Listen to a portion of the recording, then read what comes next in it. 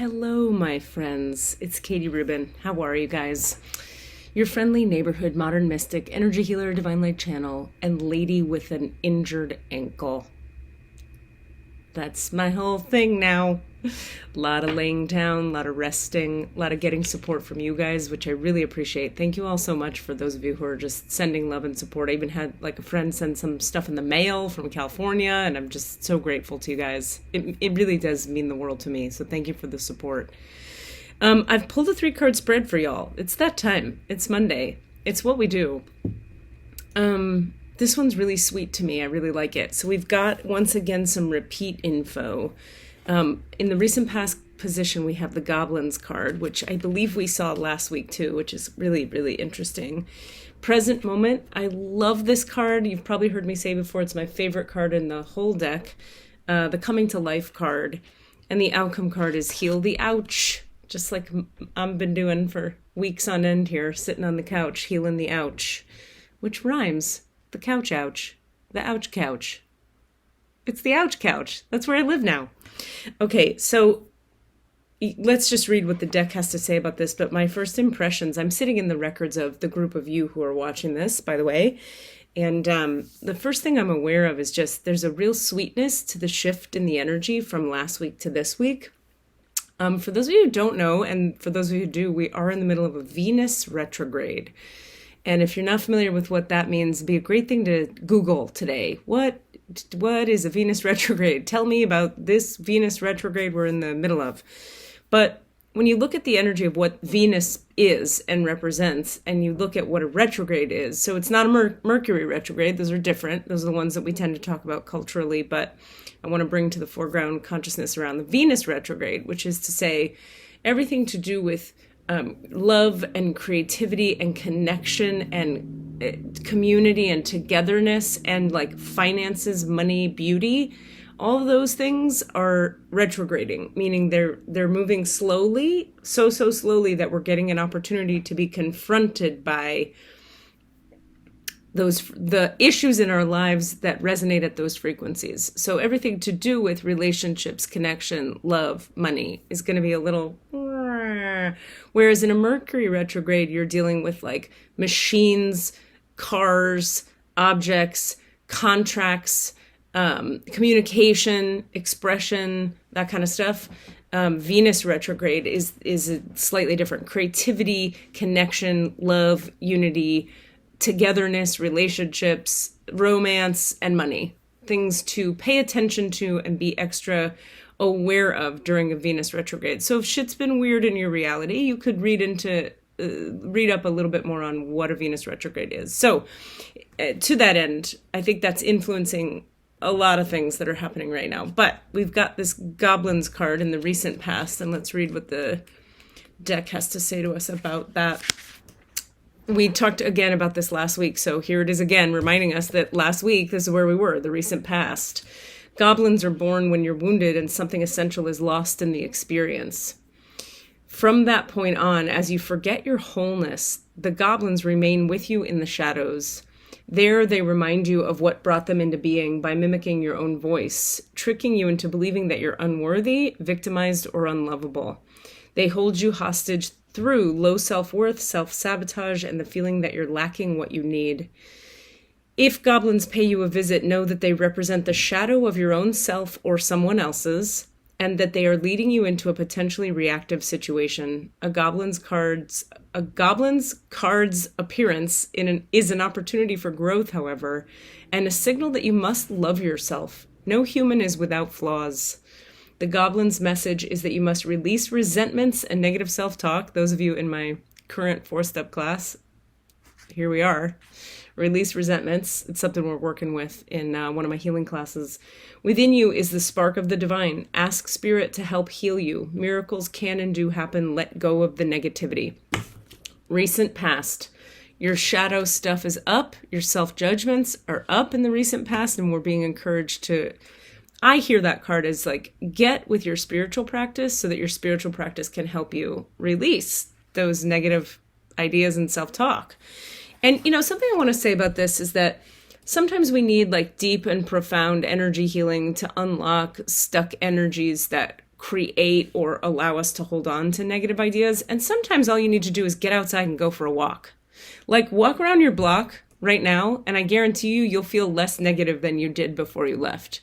Sometimes you just need to do 10 jumping jacks to change the energy in your field. Sometimes you need to call a friend and ask how they're doing and get out of yourself for a minute and be of service to someone else.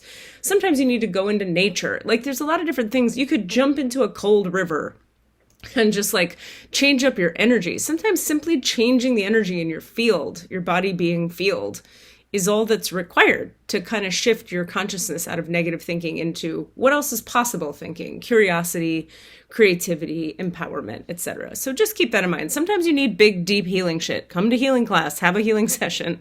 Other times you just need to move around a little. All right, and that brings us to the present moment. So we've had the goblins in the past. Hopefully we've begun to do whatever we need to do to shift the energy of the goblins. And we come to this present moment, the coming to life card. Oh, look how damn happy she is. She's just like alive and empowered. She's like, look at me, bitch. I'm carrying this light in my fucking hand. I'm touching my groin with my other hand. I'm wearing this sexy hippie outfit and the wave of life is holding me up at my crotch. Give me a break. She's the coolest. Something beautiful is being born in your life. When you look at your life, can you see how you've grown and evolved over time? Can you? Look closer if you can't. Perhaps you've shed skins and identities and created new ones, or at the very least matured in your ideas about yourself and the world you inhabit. You know things take time, and Spirit's timetable is rarely in sync with your own. This card indicates that a long-held dream is beginning to show signs of life.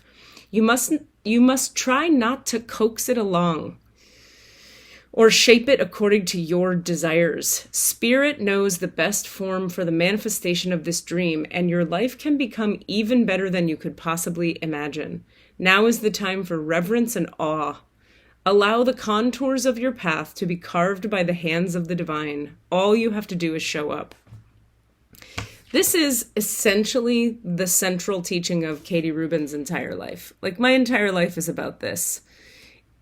I had a therapist say to me once, I would say to her, like, but how do I bring it into being? Which really was, I was so impatient. I couldn't like fathom the idea that I might have to just allow things to occur in their own time. And that's one of the lessons of my life is patience. It's why my Sufi name is Sabira, which means patience and endurance or perseverance. Point being, she would say, all you have to do is just desire it and then do the next indicated action in your day. And I'd be like, what? That's crazy. But it's 11:11 and the ones are my number. Boom. This is my moment to be a leader and to pull us all forward into the consciousness of love. The thing about the universe is when you let yourself desire what you truly desire, when you let yourself yearn, when you let yourself wonder and want, just the energy of yearning, desiring, wondering, and wanting starts to pull toward you that which you desire. All you have to do is be honest, stay present, desire what you desire, and see what comes. And take action when it's brought to you. If you have the motivation and the energy to like get out there and make shit happen, go ahead and do it. But if you don't, you're not required to get out there and make it happen. You just need to. A long-held dream is beginning to show signs of life. You must not try to coax it along or shape it according to your desires. Spirit knows the best form for the manifestation of this dream, and your life can become even better than you could possibly imagine. Now is the time for reverence and awe. Allow the contours of your path to be carved by the hands of the divine. All you have to do is show up. You know, what I hear in that card too is like, what if life gets to be so much easier than we think? Another teacher of mine said to me recently, she said, remember the concept of natural abundance. When you are organically being yourself, when you're being authentic and being true to yourself, your abundance comes to you. Because it's the frequency of authenticity that brings to you that which is true for you, that which is who you actually are. So your abundance is the universe reflecting back to you that which you are. So if you are abundant of spirit, aka being your true authentic self, living as who you are, then what you are is going to come to you. What you are is going to be reflected to you in what comes. I've been having a profound version of this experience just laying on my couch. I was telling a friend yesterday, like, how is it that my business is expanding fourfold while I lay here doing nothing? Nothing. I'm not talking about like, I'm not even getting in the records and praying and saying like, who can I be of service to? Bring me the clients, fill the classes. Nothing. I'm not even talking to God about it. I'm just literally laying there healing, having an injured ankle, laying there. A lot of TV is being watched. A lot of dog is being petted. And my Mac is soon going to fall asleep if I don't plug into a power outlet. So we're going to wrap this one up. How is it though that then things are just coming in and coming in and coming in? What I'm getting is that it's the energy of me trying to push the river is out of the way. I'm just laying down and receiving, and more is coming. The fuck is that? So what if you get to come to life and life gets to come to you? And what if life gets to be easier and lighter and more abundant than we can even imagine? The outcome of this is going to be, as we wrap up today's reading. Before I forget, Star Beings class begins tomorrow. I've got room for 1, maybe 2 more people. It's a nice full class. But if you're looking to activate your light body and heal some shit and get to know the energy of the star nations, come join us. We start tomorrow night. Details attached to this video. This is a time for great soothing of the heart, body, soul, and mind. The outcome card is the heal, the ouch. As this card indicates that healing will be prevalent in your life now. Boy, I can't relate. If you feel drawn to study the healing arts, you'll be successful in developing your natural capacity to restore others to wellness. However, the message may be that you're being called to change your behaviors in order to heal the earth. Perhaps you'll switch to a cruelty-free diet, eating less meat. Or perhaps you'll pay more attention to how much water or electricity you use. We certainly could use that consciousness on this planet right now.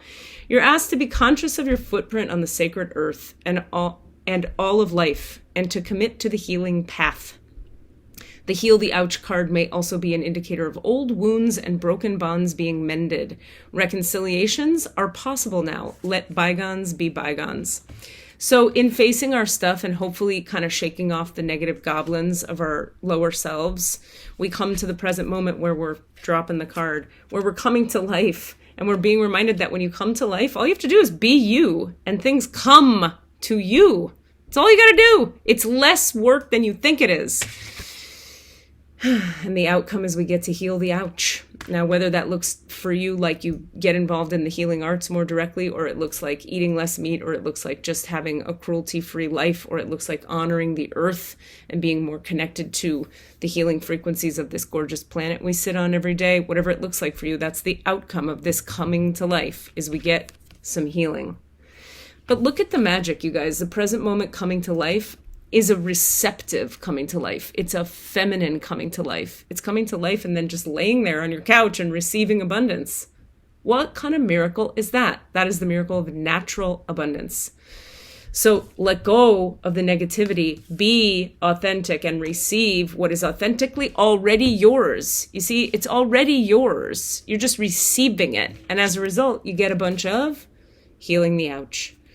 I love you guys. Join us for Star Beings. Book your session, get a reading or a healing if you need it. I'll tell you something, working with you guys and having my classes and seeing my clients is literally the thing that is keeping me sane right now. So I'm so grateful that even though I'm injured, I keep getting to be of service to you guys, because it is really helpful to me to get into the records and read for you, to get into the records and bring divine light through for healing for everybody. It's such a contribution to my reality. So remember that for yourselves, that when you're suffering, when you're injured, right? Sometimes being of service to other people is the very thing that helps you the most get through your own suffering, because it's when we give, we get. And when we give, we forget ourselves.